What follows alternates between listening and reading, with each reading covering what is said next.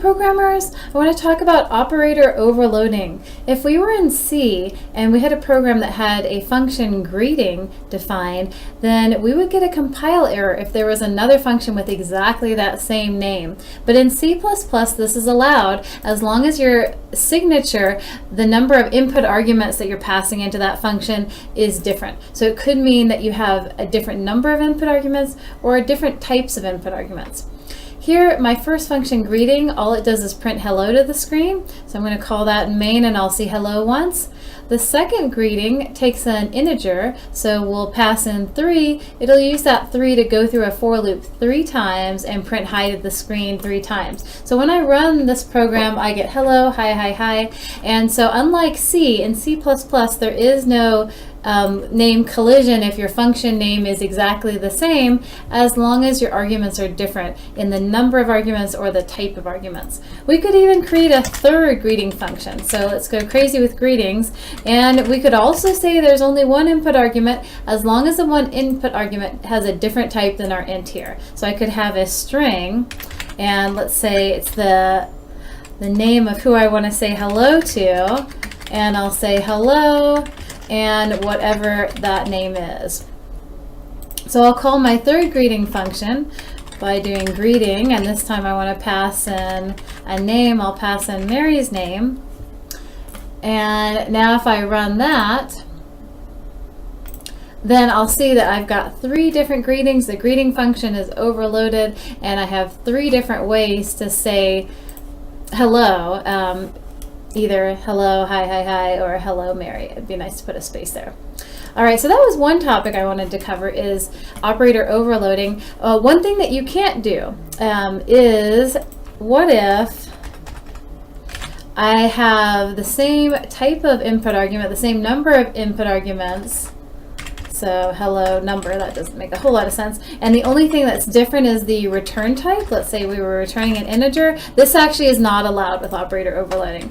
So it's not allowed. The compiler is going to get confused when you pass in a number. It's not sure whether you want to call this function or whether you want to call this function. So this is going to cause a compile error when I try to do both of those greetings. We can see they're already underlined in red. I'm going to get a build error. All right, another topic I wanted to discuss in today's lecture is I want us to move from using structures and start using classes. So let's start with a structure that works. So I've got a program that has a structure height. Let's say every height has the number of feet and the number of inches. And in main, I'm creating one instance of that height structure, and the variable name for that is h, and I'm setting the feet and the inches, so 5 feet 2 inches, this is my height, and then I'm printing out the height to the screen. So we had practice with using the dot operator and being able to access what's inside the different parts of that structure, and when I run this program I get the print statement 5 foot 2 inches. Now from now on I only want to see people using classes. So the first thing you're going to do is change that word struct to class.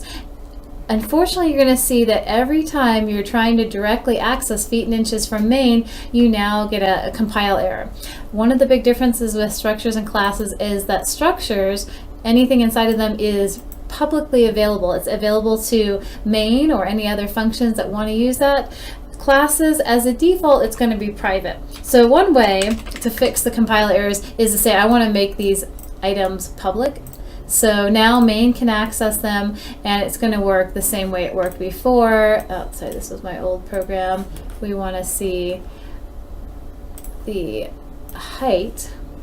So it works the same way as it is before, but that's actually a bad practice to have everything public. It's a much better practice to have private fields. So why would we want to make these private? We want to control what people put inside there. So for instance, if somebody says 14 inches, we would want our program to be able to say, well, usually if someone says 14 inches, instead we would really want to rewrite that as 6 foot 2 inches.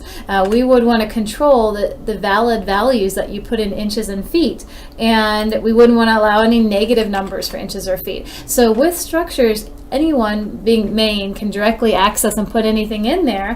When we put things in classes, we're going to control and only allow things to be put inside of that height, that object, if it matches what we're looking for. So I'm going to have a publicly available function, set values, and somebody can pass in the number of feet and the number of inches that they want to use, and if it's a valid value, fine, I'll use it. Otherwise, I'm not going to use it.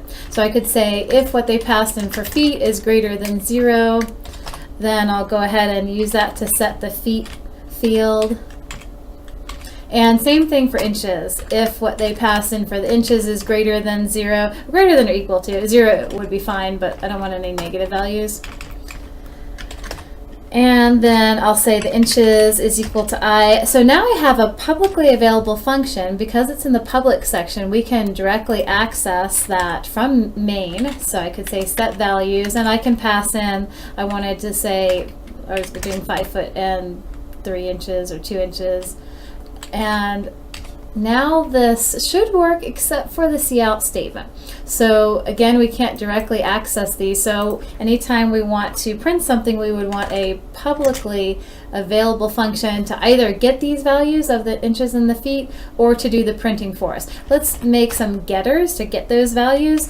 I want to return the number of feet. And I could say return feet here. And I could also say get inches, and this is just going to return inches.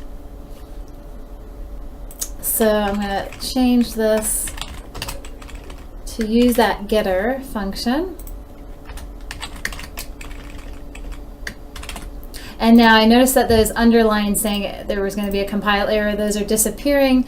I'm now using public functions to access this private data. So we're encapsulating that data and protecting it, and we're only allowing it to be changed in ways that we find worthy, like if they're trying to pass in something that's not a negative number.